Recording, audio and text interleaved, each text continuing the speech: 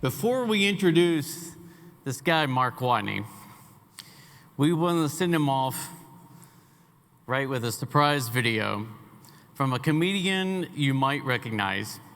Many of you know Charlie Berens from his comedy on social media. He performed at NDFU National Convention a few years ago, and he's got a few words for Mark. Let's play that now. Mark Watne, how in the heck are you? It's me, Charlie Berens, coming to you live from some hotel room in Washington. I don't own a mirror like that. Anyways, I wish I could be there with you this weekend, but I can't. I'm on the road here, but I just want to say congratulations. And on behalf of the Farmers Union in North Dakota, thank you for serving over 40 years. Thank you for serving 12 years as president. And now it is time to retire. And I'm told in retirement, you want to spend more time working on the farm. So that's not called retirement, Mark. Okay, that's called going to another job. Anyway, congratulations. Everyone loves you. Okay, and by the way, most of all, Michelle, so you get her out there in that Winnebago, all right? And I'll tell you this much right now, you take that Winnebago over to Wisconsin, go to our Winnebago, your Winnebago to Winnebago, and you get some walleyes, third reef, okay? Yeah, pink jigs, leeches, early spring. That's my retirement gift to you, all right? So let's see here. What else? Oh, you got that old truck you're going to fix up. So look, I mean, now you've got 2 new jobs here. Well, 3 if that Winnebago breaks down. But you know what, Mark? You're a great farmer. You're a great man. You're a great leader. Thank you for your service. Keep her moving and watch for deer. Did my shirt have a stain on it this?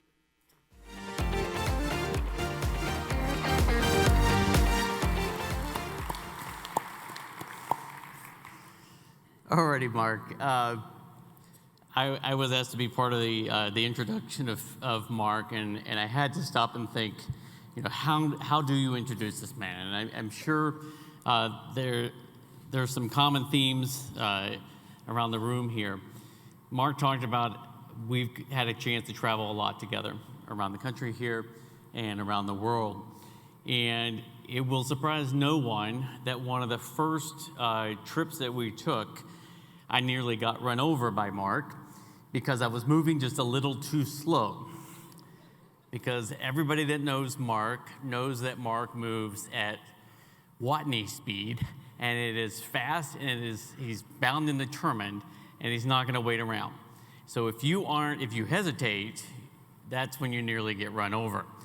And I noticed not only during those travels and trying to speed walk to keep up with him and so forth, that came with such passion, right, and such dedication and laser focus on this organization. And that tenacity and that style of leadership is one that has been recognized across the Farmers Union family, across the entire country, and truly around the world. I hope folks understand that Mark's wisdom that he brought, for example, to the National Board, the wisdom that he brought to the World Seed Federation, making sure that independent farmers are going to, in the future, continue to have access to seed and more control over that North Dakota Watne laser-focused speed has been in so many important conversations truly around the globe. And it's been an honor to be a part of that. Just a couple days ago, I noticed an article. My feed likes to send me things about personalities. I love to understand what makes people tick. And so I noticed one that was centered around people who walk really fast. And knowing that I was coming up here, I clicked on it and read the story. And it was talking about the leadership style of folks who tend to walk really fast.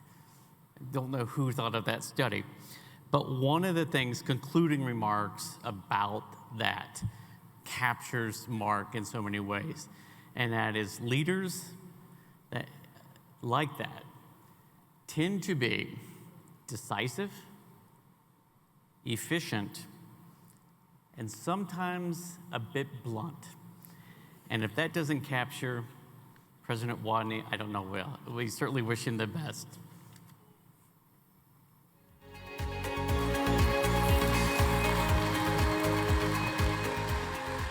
Thank you, Rob.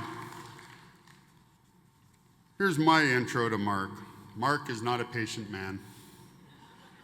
See a trend coming here? That's probably why he was so effective as NDFU president. He has flown 1.5 million miles, wore out several vehicles, driving another 1.5 million miles in his service for Farmers Union. Legislatively, one of Mark's greatest achievements was leading the way, acquiring 20,000 signatures and getting the anti-corporate farming law on the ballot reinstated.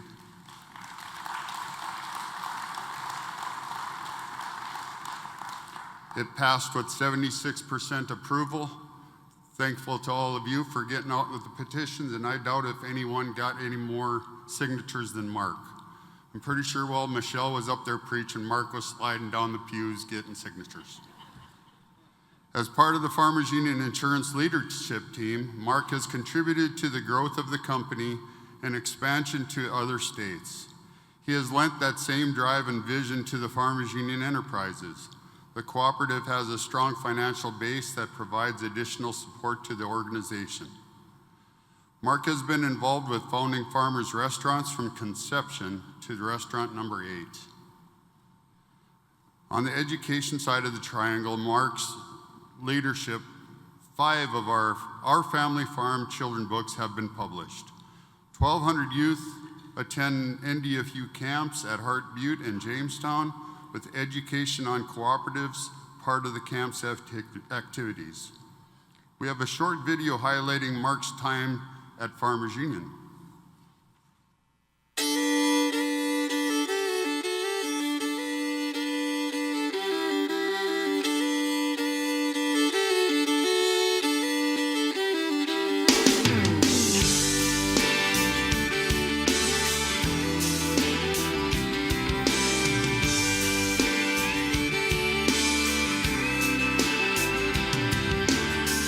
6 lanes, tail lights, red ants marching into the night. They disappear to the left and right again. Another supper from a sack, a 99-cent heart attack. I got a pounding head and an aching back, and the camel's buried in a big straw stack. I'm gonna live where the green grass grows, watching my corn pop up in rows. Every night be tucked in close to you. Raise our kids where the good Lord's blessed, point our rocking chairs towards the west, and plant our dreams where the peaceful river flows, where the green grass grows.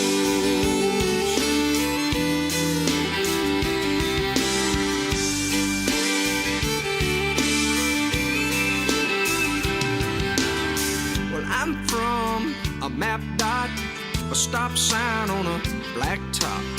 I caught the first bus I could hop from there. But all of this glitter is getting dark. There's concrete growing in the city park. I don't know who my neighbors are, and there's bars on the corners and bars on my heart. But I'm gonna live where the green grass grows, watch my corn pop up in rows. Every night be tucked in close to you. Raise our kids where the good Lord's blessed.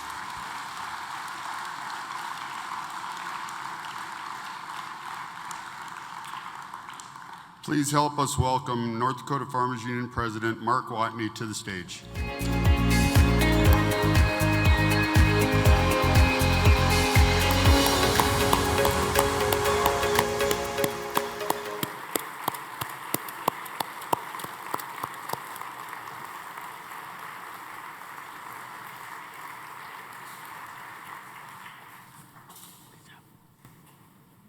Well, I knew from the little things that they can't hide from you when you're president. You can see things happening. And I actually was pretty disciplined, Chris. You know, I pay a lot of attention to little things. And I observe a lot of little things, and so I ignored a lot of stuff when I was watching things develop behind the scenes a little bit. But thank you for whoever put all that stuff together. Thank you for Rob. Thank you to Bob, and just thank all of you for doing that kickoff here.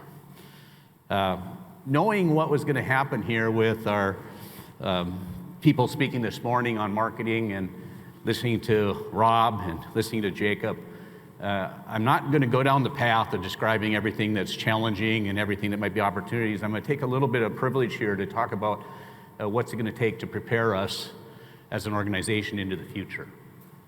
And this is my opinion. It doesn't mean I'm accurate, but I do believe there's things you learn as you're a member of the organization representing and seeing what's happening across the country, and being in the rooms with politicians, and listening to the conversations that you can pick up on in what's going to make this organization move forward into the future. Because I'm all about the success of this organization, because much of what Jacob talked about, this organization already seen. We already knew this stuff was going to happen. We already knew we had to have biofuels. We already knew we needed local food. We already knew we need country original labeling. So bear with me as I go through a little bit different presentation than I would normally do. First of all, Michelle, thank you. Every day with you is special.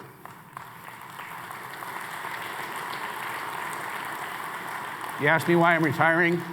I want to spend more time with her. The rest of my family's sitting over here. Not the rest. They didn't all make it. Eric, Nick, Tara, Kaya. She's paying attention. She likes me better than Grandma, I think, you know. Brooks, little buddy. I got 3 other grandchildren that aren't here, but they're wonderful. Thank you guys. Thank you for coming. Thank you so much. To my mom and dad, wow. In the Watne family, you don't show appreciation, you don't show emotion. I don't know why, but we've never been that way. It's probably similar in a lot of your families. I can't express the thank I have for my parents. They literally raised me, and I was a problem child, I promise you. In fact, you'd be quite surprised if you think I'm focused. I was not focused for a long period of time. Let's just put it that way. Thank you to some of the neighbors, Sean. Thank you to my brother Lynn and his family, Nathan, everybody over there, Grace. You know, it's not too often you get 2 brothers that get along as well as Lynn and I do, but we do, and I'm very fortunate that. We actually bring a lot of credibility to each other, because what he's really talented at, I'm not, and what I have some talent in, he's not as good at, so we build off each other. But he literally, in my time here at Farmers Union, took care of our farm. And of course, my dad still's out there, my mom's still part of it. And his family, my son and his son-in-law and his son and his daughter, they've all played a role. And Grace has played a big role. Thank you guys. Thank you so much. It's been a blessing to have you. All right, now I need to click. Now, I see a few of the staff have come in here, and I know a bunch of them are running around. This doesn't happen because you are some tremendous leader necessarily. The success this organization happens because you surround yourself with really strong people. And if I got a complaint about any leadership, it's because they forget that part of it. You have to have expertise around you, people with the capacity to do their job, do it well, and to represent the organization. There's something that happens at Farmers Union that a lot of people don't recognize, and you don't see it. Vast majority of our employees, our agents, all the people that work for us, somehow buy into this wonderful concept of a community of farmers, a community of folks that support rural America. It's just a tremendous thing to see how that goes on. So thank you to the staff at NDFU. Thank you, Mark Anderson, and your management team. Thank you to all the rest of the employees that work on the insurance program. The number of agents in the back of the room. I remember about 6 months after I was elected, traveling around with Dave Murphy and Mike Rainey and others, I won't remember all the names, apologize, stopping at agents' offices, many of them saying, wow, first time a president came out here, but I felt it was so important that I reach out to you and talk to you, because each and every one of you in this room has a voice and an important role to play in this organization. So thank all of you. Because this has never been about me, folks. This is not about one person. This is about an organization that believes in maintaining a very healthy rural America, a very healthy set of family farmers producing the food to help a nation be successful. And I'm so proud to have my moment in time to be in that leadership role. But the fact is, it's always about you guys, and always about our employees, our staff, our members, and the efforts you make. So let's take off down a path here. Well, now I'm going to go back one. Okay, we're missing.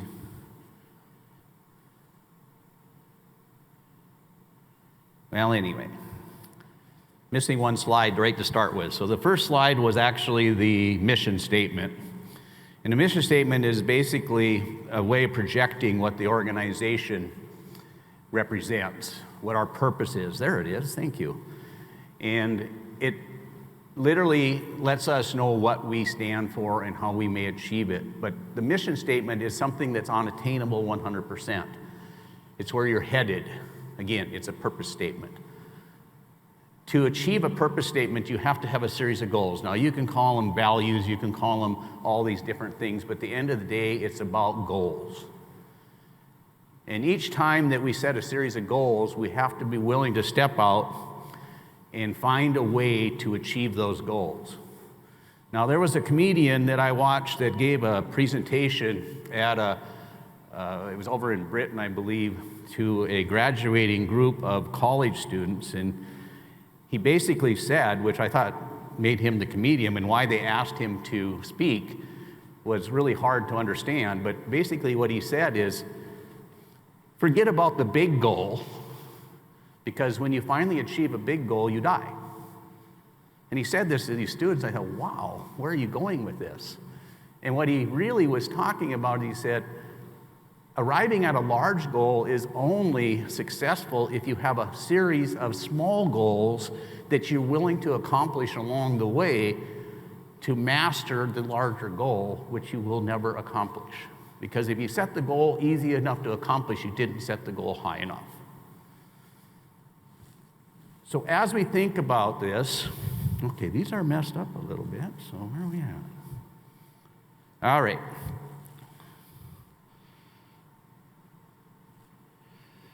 As we think about this, our organization is 99 years old. We are writing a series of chapters in a book about our organization. We have an actual committee writing the 100-year anniversary book. And if you look at that, there was a bunch of leaders, a bunch of people that stepped up, whether it be board or staff or presidents, to try to position this organization with the ability to have the influence necessary to be able to carry out what you as members adopt at this convention each and every year. In doing so, there was little steps, little goals, little accomplishments.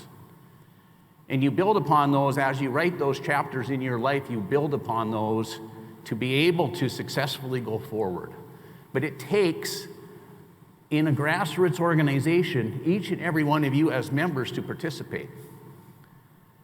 You can't expect, if you think that a president of this organization is going to lead you somewhere without the backing of the grassroots, and without you having the conversations with your neighbors and your people, and without you doing the hard work out on the ground where you meet with everybody and telling our story about agriculture, we will not be successful. And that is not going to change when you have a new president standing up here talking to you. That president is going to need the same support, and you have to go forward. Each of us are writing our own little book. Now, it's an analogy, obviously. You're not writing a book. But Michelle and I's success has been on steps and goals. Interesting enough, I used to hold family meetings. Asked my boys one time what they think of a family meeting. They wanted to choke me because they hated the family meetings. But we were talking as a family what we wanted to accomplish and talking about where we wanted to go. And those are hard meetings, but you have to do that. So as you change leadership here, and as that leadership steps forward, they're going to have to write a series of goals and steps of how they maintain the grassroots efforts. Now, I set these goals as my priorities when I started. And I believe none of them are complete. A lot of them are ongoing. But I would suggest to you that we have enhanced every one of these at least a little bit. And this is important because this is what makes us have the strength and ability to move forward. I'm only going to show you one of these. I'm not going to walk through each one. The NDFU balance sheet. Now, this is made up of a lot of vision, of a lot of leadership, and a lot of people still in this room. Past presidents, past boards. This isn't just a Mark Watne thing because this was created. The leadership of this organization has got to take what's created and turn it into something better and grow it. Tanya and I talk about this. CFO will report shortly. We are very much like farmers with NDFU. We're asset rich, cash poor. And why are we asset rich? Because we're invested in Farmers Union Industries and enterprises. We're invested in restaurants. We're invested in an insurance company. We're creating capacity for income streams that enable us to do what you guys want as membership. So to see our equity grow in 12 years, basically grew 3 times. Not quite. Means that on the business side of our organization, we're having the success necessary to carry out the mission of the organization. That's huge to me, because the president will spend the vast majority of their time worried about having enough money to be able to have enough people to do what you ask us to do. All right, now this is where I really changed my presentation. I have 8 slides with 8 words and a few quotes. All right, balance. Jacob Shapiro talked about this. What we have to do as members and as a grassroots organization is we have to start dispelling the extremes. Okay? And this is both political parties, this is both social media, it's AI, it's all this stuff. We can't buy in as knowledgeable people to suggest that everything the extreme left wants, everything the extreme right wants, is anywhere in the middle of mainstream of what people want.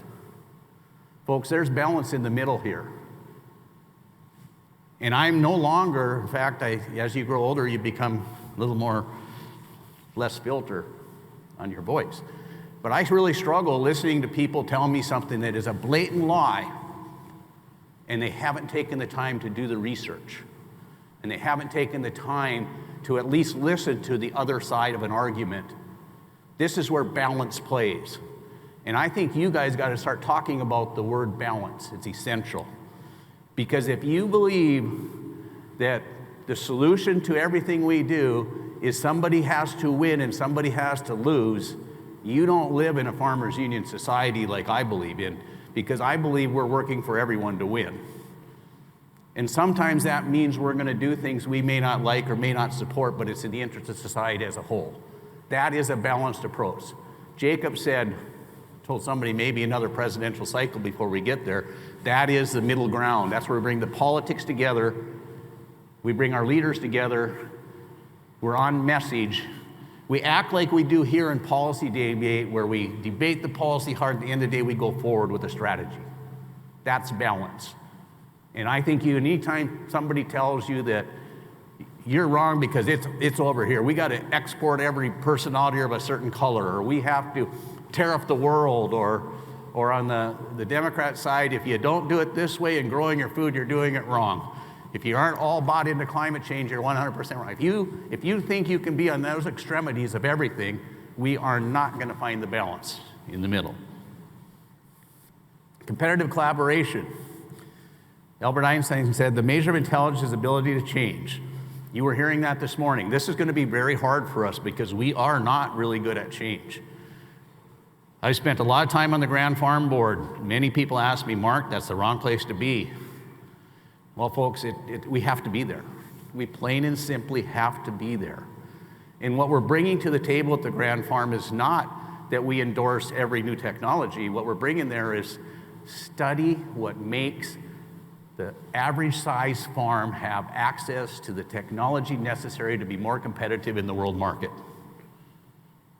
Now, I know that's hard to assume because technology does drive a lot of things we may not like, but it will not stop if we're not in the room. So we have to be in the room influencing that. Coretta Scott King, it doesn't matter how strong your opinions are if you don't use your power for positive change, you are indeed part of the problem. This is back to my balance slide. Literally, if you're out there pushing something that's not in the interest of a lot, you're part of the problem. And I won't back down from that. I really think politicians of today are sad. I don't think they have any thought process on leadership. And I think they're being tremendously divisive in separating us as a country, which will take us years to recover.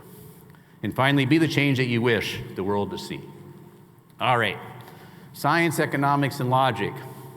This is where, and we as farmers don't talk about enough. It's easy to create wealth when you're trading stocks on a stock market and you're creating artificial rationale of why values go up and down. But not one of those dollars creates new wealth. It's a trading of wealth. Agriculture, on the other hand, production is a fundamental component of new wealth creation. It forms a basis of economic activity and generates real assets that can be built upon by other industries. We really do turn multiple times in the economy. Taking that one kernel of wheat and turning it into a number of kernels of wheat into bushels is a huge asset in new wealth creation. The most direct way to create new wealth is this transforming of these natural resources from land and sunlight, seeds. Don't let people take the value of what you do away from you. Science, folks. Don't let political people take you away from the belief that science with tons of research is wrong. Now, science is theory-based, but typically it's based on study after study after study, and they don't always get it right. But it is the best information we have at looking at the things necessary to enhance our lives. Okay?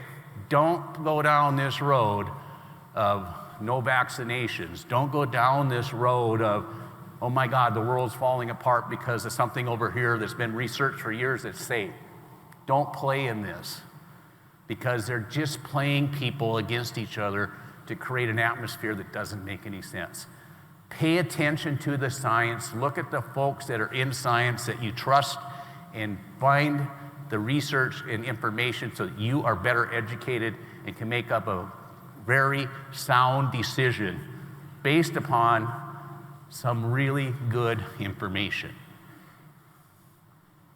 I've had more arguments with people, and they're actually arguments, they're not even discussions or dialogue, of people lately calling into our office that have no basis for their argument other than they want to be irritating. And I think that's a waste of time. I will talk with anybody all day long if we can have a disagreement, if they have some data or show me something that makes sense. But I will not put up with somebody making stuff up that they heard on basically a news channel that may or may not be interested in whether or not it has accuracy behind it. Community. This is the most important thing. In this room right now, we are a community. This is back to my statement that we have this ability to debate each other and come out with hopefully what's in the best interest for this organization to work on for the next year. We have the ability to have friendly elections. We have the ability to be supportive of each other. We need more of this. We need more community mindset. Integrity and discipline. If you're not disciplined in the little things, you won't be disciplined in the big things. This applies to many things, as Warren Buffett would say. Really, really need this. And this means in your everyday life. I'm looking for people in our grassroots part of our organization to have these conversations out in the community, because you know there's misinformation and there's people sitting in cafeterias and restaurants and having these conversations with made up crap. We have to address that. You got to tell people that's not exactly how it's seen. The fact that farmers are being blamed for inflation, we should be able to manage that, because the relevancy of most prices of food based on the commodity that we produce is non-existent. It doesn't matter what the price of wheat does for bread, in all honesty. You could double the price and you wouldn't have to raise the price of bread. The egg thing was just a hoax. Everyone knows it was because of bird, well, no. The people that understand it knew it was about bird flu. It had nothing to do with policies and anything else.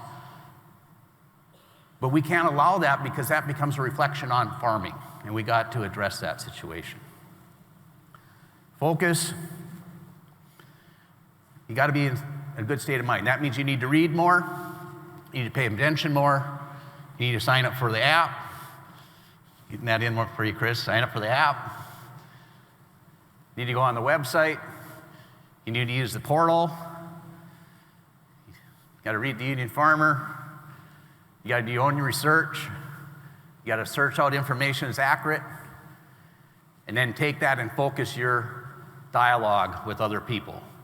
Because it's time we step up and state what farming is, and the ability to create the new wealth, and what we do as a living has great value to the nation. And we cannot let people define us. It's time for us to define who we are.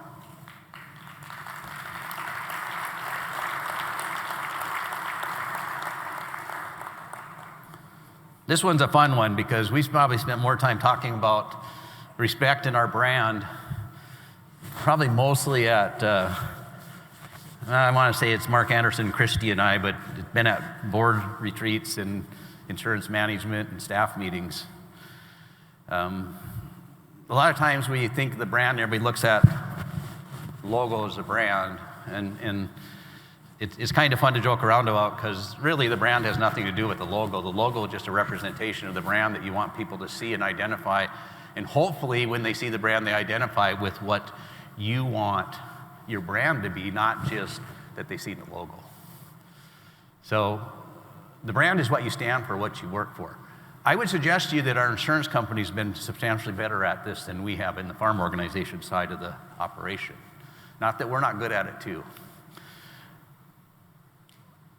I have people tell me that I can't believe everywhere I go, all I ever see is Farmers Union. Probably 20 years ago, I used to have people tell me, we never hear anything about Farmers Union. What are you doing?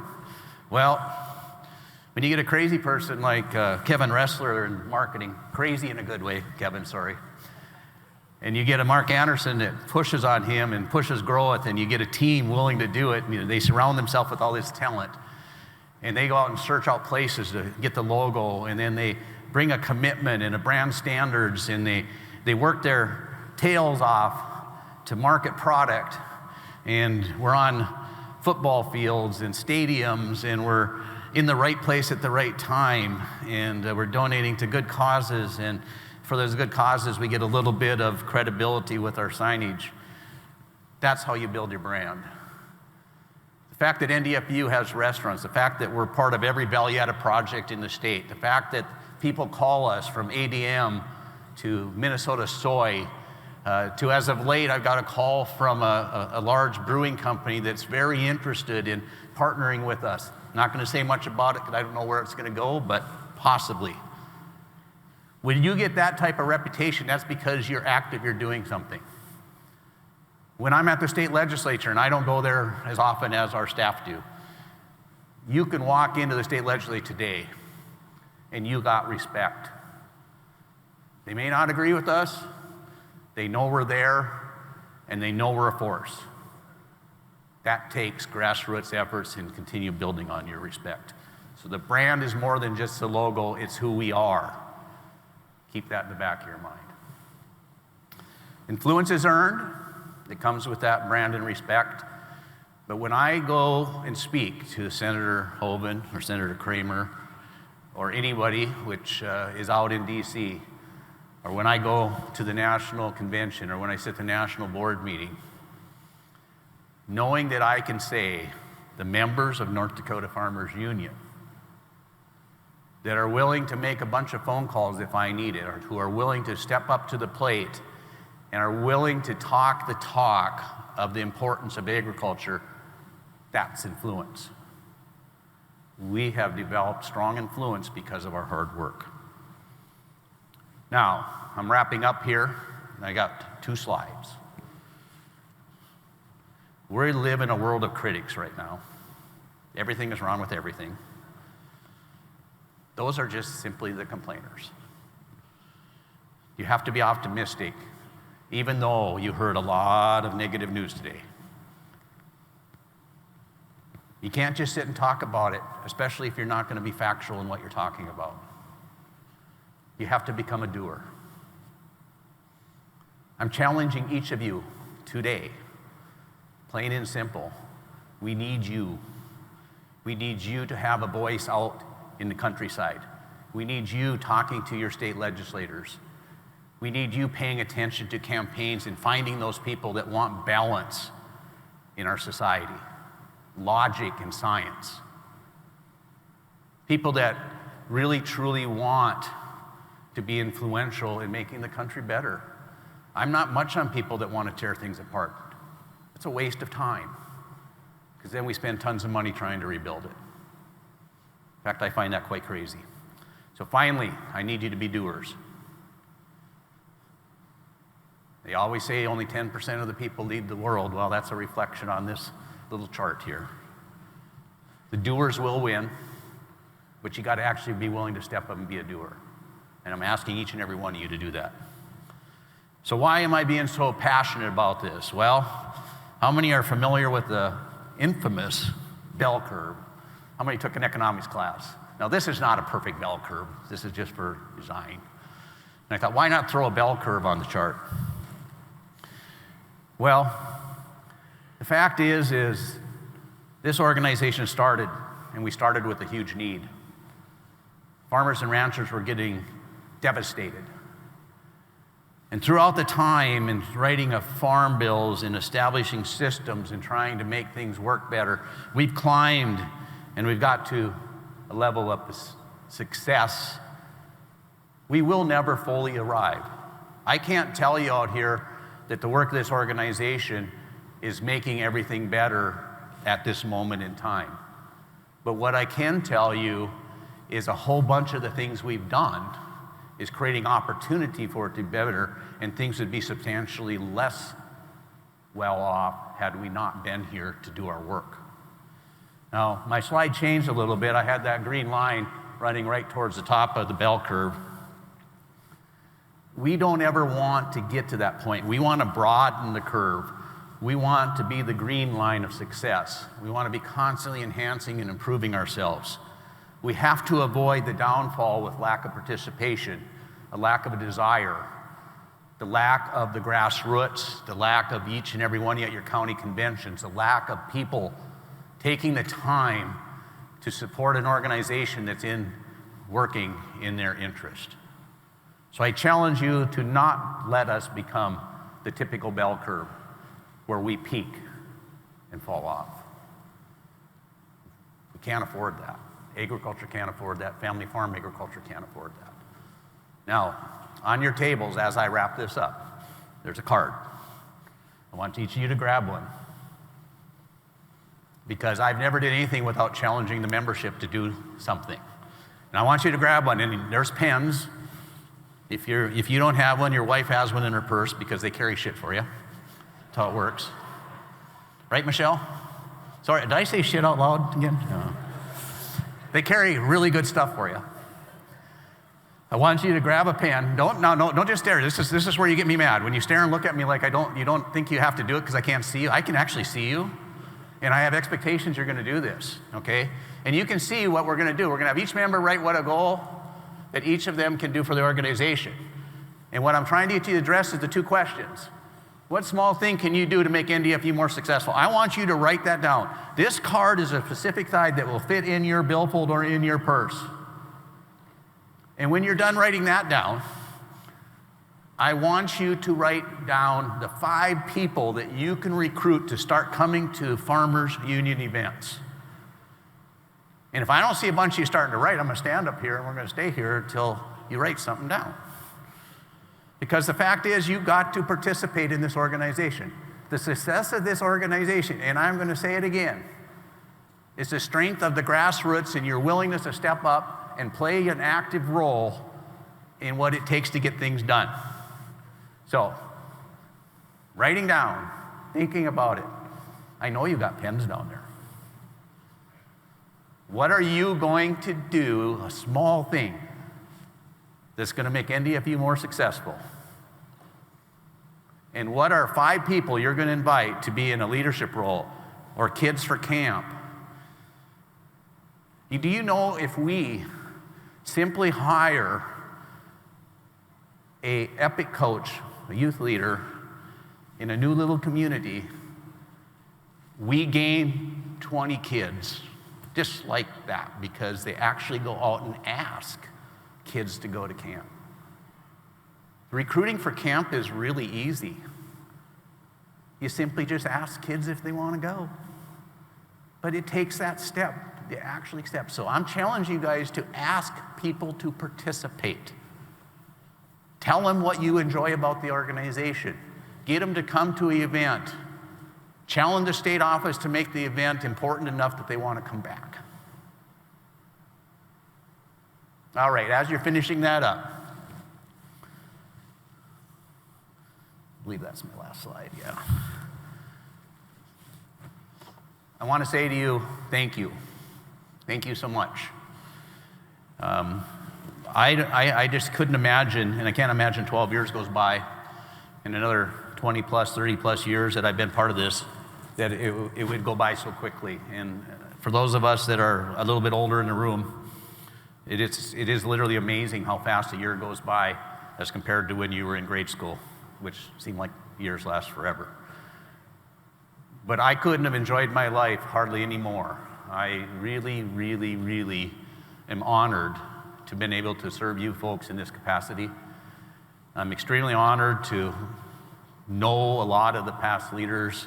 I have Ellen Bergman in my vision here. I thank you, Ellen. You were an influence on me more than you know. And thank you to everybody that's participated. And I once again want to thank the staff, all the employees, the agents, everybody that does work for the organization. You're a huge asset, and that's what makes this system work. Thank you. Thank you.